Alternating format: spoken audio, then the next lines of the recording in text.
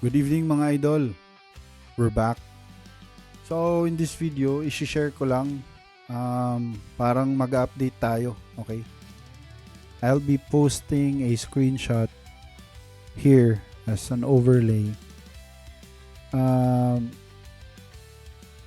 Meron tayong kaibigan na gustong ma-figure out yung regarding sa update ng Blitzblade versus Venom, okay? And fortunately ngayon, yung Hellfire weapon natin ay level 80 na. So nag-stop muna tayo sa Hellfire weapon and then nag-focus tayo sa Hunter na class. Kasi yun talaga yung for me superior in terms of farming talaga. Okay? So ngayon, mag-update tayo and yung scenario na i-gauge natin siya ay two things. Dalawang sa field, tapos dalawa naman sa dummy. Okay? Again, this is Blitzblade versus Venom on field and on dummy. So, hanap tayo ng 101 lang para mas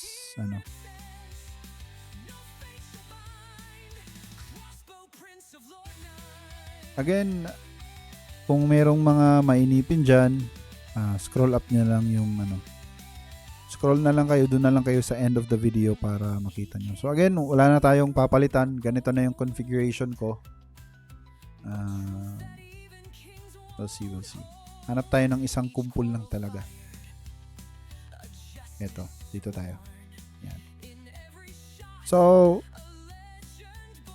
dito, yung gagawin ko ay yung first na style natin na ginaganyan. Naka-power saving and then 3 minutes natin siyang i-observe kung ilang experience yung ma-acquire niya. For both Blitzblade and Venom. Okay, so mag-i-start muna si Venom na ganyan. Okay? Sige. So, let's go.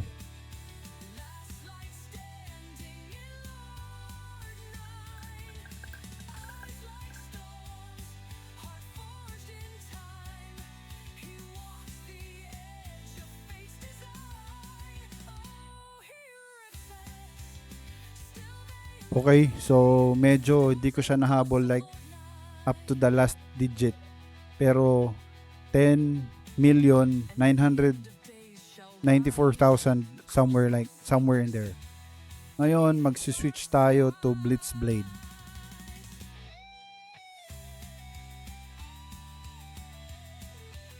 And same thing, wala nang iibahin, Blitzblade lang and then same. Okay, let's go.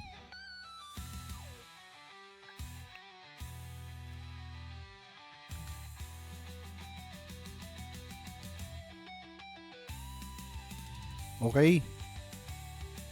So, sa field, again, parang isa or dalawang monsters lang yung difference nila. And kung nakita nyo naman, parang it was about 10,400,000 na kasi.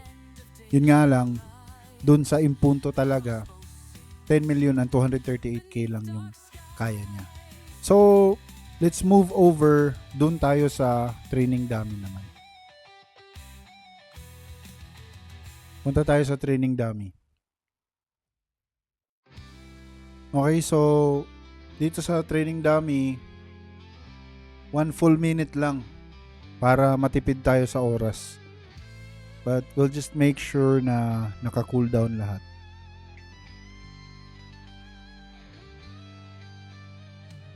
And this time, mauuna si Blitzblade.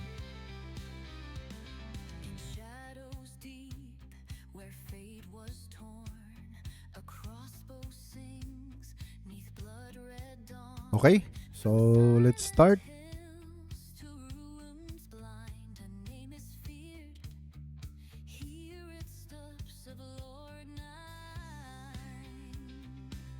So this time, there's no need for us to put on power saving mode because meron namang timer. May timer and then damage counter.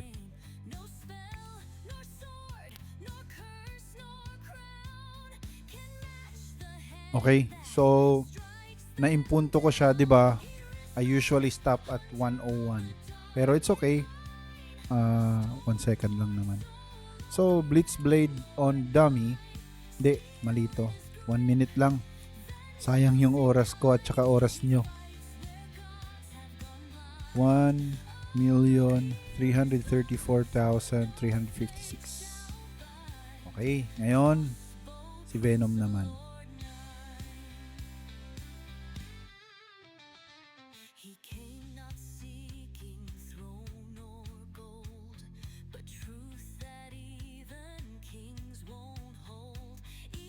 Okay, let's just wait for a few seconds. Make sure na naka-cooldown lahat. Okay na yan, Sekreta. 39 seconds yung cooldown.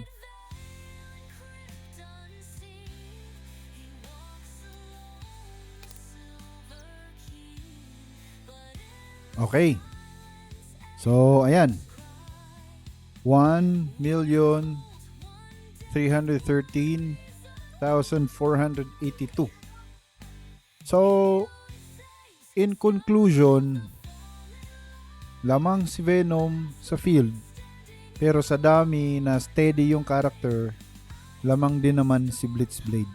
So in short, safe to say na tabla sila kasi hairline lang yung yung difference nila, diba? So nasa sa inyo na yon kung ano yung trip nyo. Okay? Nasa sa inyo na yon mga boss kung ano yung trip nyo, Venom or kung gusto nyo Blitzblade. Alright? So I hope may substance yung video na to. And to you sir, nakalimutan ko yung name niya.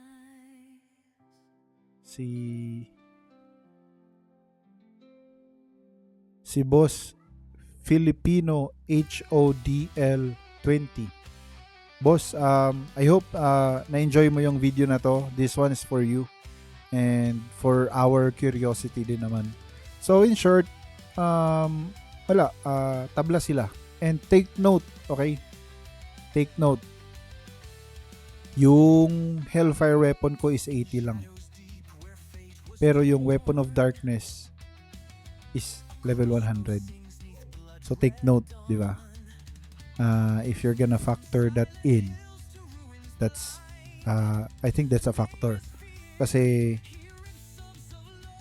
siya 10 seconds. Whereas ito 8 seconds lang.